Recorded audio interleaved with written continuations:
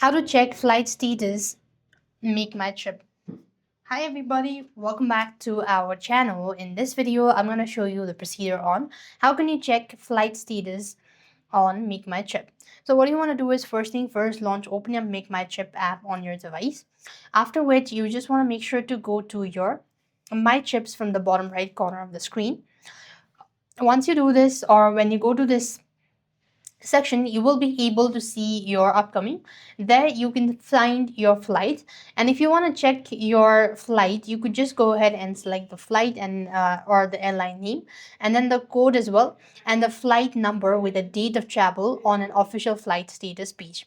Once you do this, then you want to input the sources and destination airport name alongside the travel date to find all the flight on that route. And if booked through Make My Trip, you can log and view a live update for a specific booking and include delays and gate information as well. And this is how you're supposed to check flight status on Make My Trip. I hope the video was helpful. Make sure to like, share, and subscribe. Thank you for watching. See you in the next video.